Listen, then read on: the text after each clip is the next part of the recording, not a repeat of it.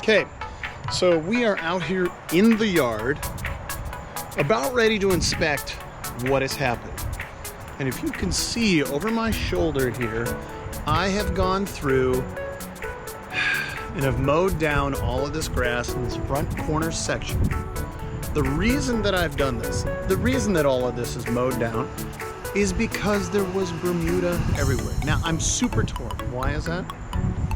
Well, the Bermuda really loves this little heat zone. We've got a corner between the street over here and our driveway. So what I'm hoping is this new cultivar that we have, called Fescue, is going to do really well in the heat.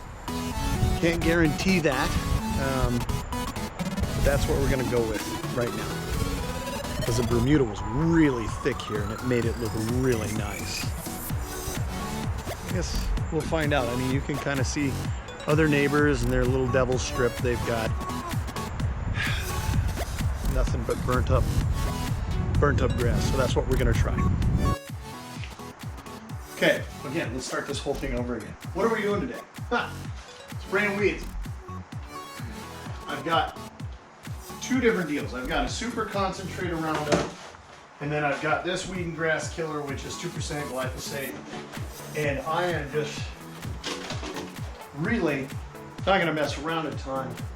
We're gonna use 2% premix stuff. The nice thing about the premix stuff is that it's already got a surfactant in it. I'm gonna take that, we're gonna go outside, we're gonna spray some grass, gonna cook some stuff. So this is an awesome backpack sprayer that I just got. Very excited about that. Big jug of Roundup. Right, dumping the whole thing in there.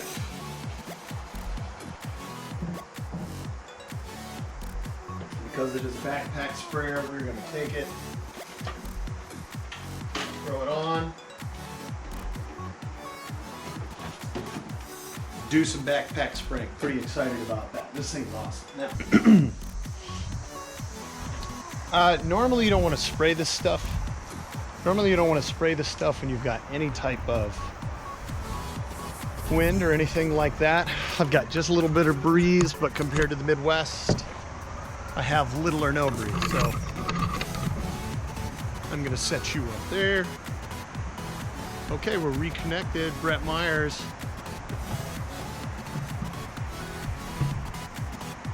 Brett, welcome to the show. First of all, link in my bio to my YouTube channel. Oh, this is me just mowing grass and doing stuff like that. So I'm gonna pump this sucker up. We're gonna go walk a little bit. I'm spraying Roundup, by the way.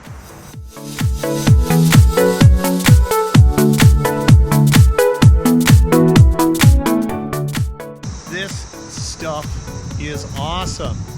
Shout out, Brett. We're spraying we're spraying this grass right here with Roundup. I have this sweet backpack sprayer. We're killing some grass.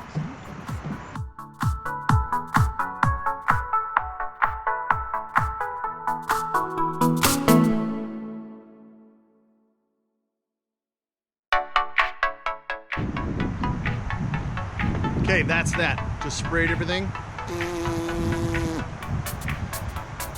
Really, this is primarily just an area where I had a ton of Bermuda and was a little worried about. What am I putting in? That's a great question, Brett. What are we putting here after we're killing it? Really, we're not going to put anything other than just raw grass seed. I'm going to put down just a little bit of soil so it's got something to root in. Just in this area over here, that I'm also going to go with peat moss. And then I'm also going to go with a tall turf type fescue cultivar that I got from a guy named Pete with GCI Turf north of Greensboro. I'm pretty excited about that. All of the tests that he's got, that stuff does so much better than what you get from the big box stores. It's a little bit more heat tolerant. It's got superior germination, great color. I've already put it down on a couple different test plots. I got a test plot over here, I got a test plot over there, I got a test plot in the backyard where I burned everything down and things are popping off. As long as you can keep some water on it, which is really interesting because like in our falls are typically pretty dry with the exception of the occasional, hurricane that we get. it's growing great. So that's what we're kind of working with right now. It will be interesting to see whether or not we control the Bermuda. I don't know another way to really control Bermuda other than just, you know, cutting it short, burning it up with Roundup. This is a lot weaker Roundup than what I used in the back. I'm going to let this go for probably 3 to 4 days. I'm going to see how much yellowing I see. The nice thing with Roundup is that the action, it's all taken in by the plant. So once it's taken in by the plant, right, it's safe to seed with after about 3 or 4 days. So what's your go-to for areas that don't get much sunlight in a wooded area? That's a tough one. I mean, the probably the best cultivar that you can get for that in this area is what's called a red or a chewings fescue. If you go online and you look for that specific type of grass, you can typically find it on, I think it's like the Grass Seed Superstore, something like that. The other thing that I find too, and this is what I've been doing a lot, is right now there's a company down in Georgia that puts out, it's called Next, N-E-X-T, it's like N hyphen, like nitrogen, XT. They put down all of these different type of amendments. So typically what you're putting down is an NPK, nitrogen, phosphorus, and potassium on your lawn.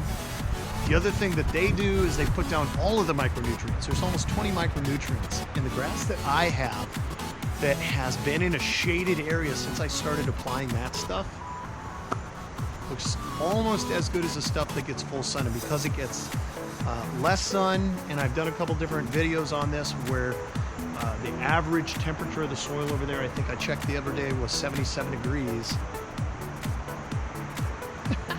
That was 77 degrees compared to like 85 degrees out here for a soil temp. I don't know. That's a great question. Brett, if you'd like an individual consult, I think it's probably something that you need to look at and see and actually figure out. Because right now, I originally, like I started using the Next line of things, and I think that there's two things. Having the right grass seed.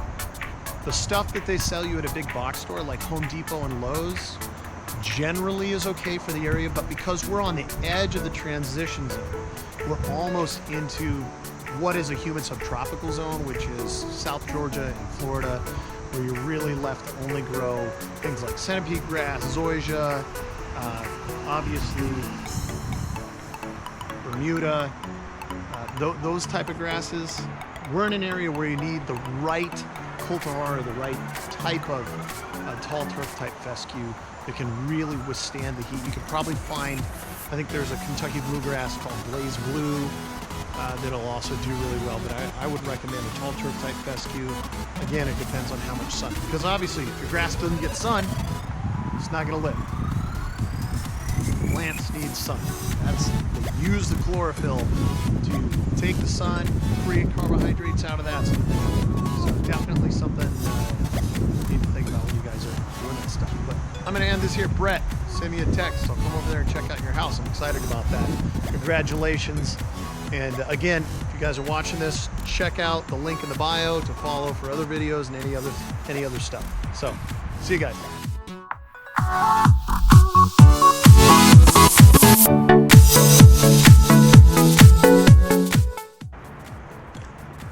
The real question is, why didn't I ever have a backpack sprayer like this before?